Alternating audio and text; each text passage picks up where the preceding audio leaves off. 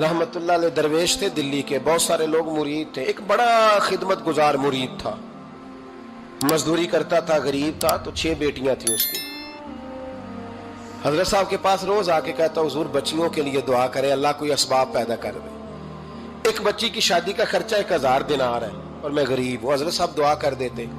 खानका शरीफ के थोड़े ही फासले पर, हजरत जहां बैठ के मुरीदों की तरबियत करते थे, उससे थोड़ा ही फासले पर ना एक ईसाई रहता था, बड़ा मालदार था, बड़ी सारे ऊंट, गायें, भेड़, बकरियां रखी हुई थी और हजरत शरफुद्दीन रहमतुल्लाह अलैह की बड़ी मुखालफत करता था। और ये जो आपका गरीब मुरीद था, ये उसका पड़ोसी था। एक दिन बुला के ना उनको कहने लगा कि तू किधर जाके जो है वो टकरे मार रहा है, वहां से कुछ नहीं मिलने वाला। वो तुझे क्या देंगे जिनकी खानका खुद चंदे पे चलती है, मदरसा चंदे पे चलता है, मस्जिद चंदे पे चलती है। तेरी बेटी का मामला कहां हल होगा? तो उस दरवेश ने कहा कि तू मेरे पीर को नहीं जानता, तू अजय मेरा महबूब नहीं डिठा, तो पता नहीं ना, तू इस रास्ते का मुसाफिर नहीं, तू नहीं जानता। उनका बस चले ना तो वो हर कीमत में मेरी बेटियों की शादी करा दे। अब वो ईसाई था, कहने लगा अच्छा चलो ठीक है, अगर इतनी बात है ना तो जाओ उनसे जाके कह दो कि 6 साल के लिए मेरे साथ मुआहदा कर लें, तो मेरे जानवरों को चारा डाल दिया करे, 6 साल ड्यूटी करे, मैं 6000 दिनार दे देता हूं। वो मेरे साथ 6 साल मेरे जानवरों को चारा डाले, रखते हैं ना आप चारा डालने के लिए एडवांस पैसे दे के। अब तो लोग उन्हें भी गुलाम ही बना लेते हैं, बड़ी थोड़ी तनख्वाह देते हैं, जुल्म करते हैं, पूरा मुआवजा नहीं देते।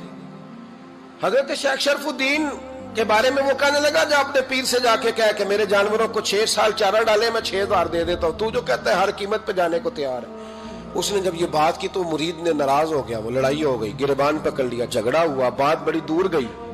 इस तरह की बात करता मेरे हजरत के बारे में, तेरे जैसे कई मैं वहां काम पे रखा दूं। जब वो बड़ी बहस हुई, बात मोहल्ले में, इलाके में फैल गई, दुनिया ने सुन ली, तो शेख शरफुद्दीन तक भी पहुंच गई। इस तरह झगड़ा हुआ है। लोग सो गए इशा की नमाज के बाद। हजरत साहब ने ना सर पे कपड़ा लिया, उस ईसाई के दरवाजे पे दस्तक दी। वो बाहर आया, फरमाने लगे लोग तो सोच समझ के मुलाजम रखते हैं, तूने भी तो सोच ही लिया होगा, तभी तो मुझे ऑफर की है। तू अपनी ऑफर पे कायम है? वाकई मुझे रख लेगा और 6000 दिनार दे देगा? कहने लगा जा बाबा काम कर अपना। फरमाया नहीं, तूने इतने लोगों में बात की, इतनी बहस हुई, तो कायम है? कहने लगा मैं तो कायम हूं, पर आपने नहीं कायम रहना। फरमाया मैं सोच समझ के आया हूं। उसने कहा आप ड्यूटी करेंगे, भैंसों को चारा डालेंगे? फरमाया एक शर्त, बस जब अजान हो जाए ना तो मुझे रब की नमाज पढ़ने की इजाजत दे देना, बाकी सुबह शाम जो तू कहेगा। अगर उस गरीब की बेटियां ब्याही जाए तो मुझे और क्या चाहिए? उसकी 6 बेटियों का बोझ है उसके सर पे, तू मुझे रख ले। अल्लाह अकबर। वो कहने लगा चले पे मेरे साथ खते बंदगी कर ले, आजकल हम स्टाम करते हैं, उस जमाने में खते बंदगी होता था, गुलामी का खत। काजी शहर के पास, यानी उसका ख्याल था कि चलो स्टाम की बात करूंगा तो भाग जाएंगे। फरमाया चल मैं तैयार हूं। काजी तक गए, तय हो गया, 6000 दिनार दे दिए। हजरत ने मुरीद को बुलाया, फरमाया पुत्र ये ले जा मेरी बेटियों को रवाना कर दे। कहने लगा हुजूर ये क्या कर रहे हो आप, कुछ सोचे?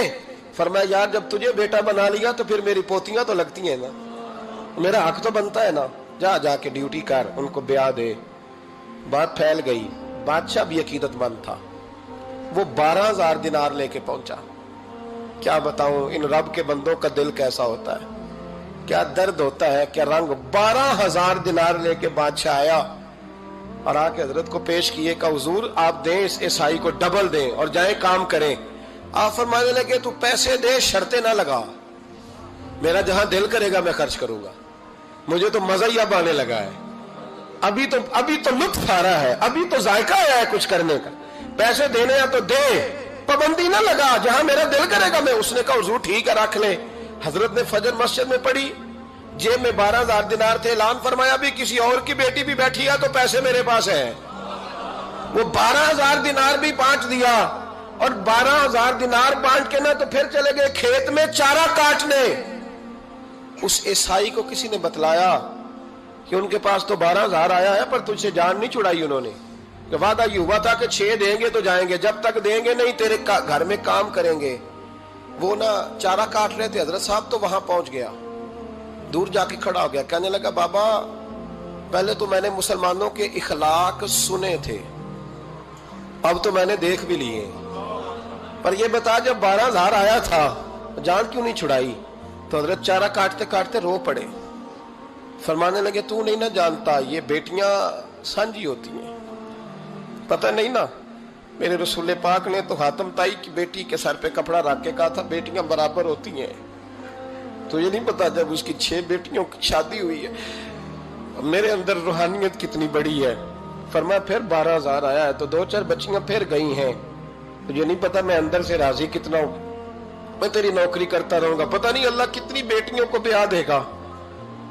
اتنا رویا وہ عیسائی کے پیروں میں بیٹھ گیا، کہنے لگا بابا میں نے تیری مخالفت کی ہے پر تیرے قریب آ کے پتہ چلا ہے کہ تو بہت اونچے اخلاق کا مالک ہے، اور اگر تیرا یہ مقام ہے تو تجھے اخلاق سکھانے والے محمد عربی کی شان کتنی ہوگی۔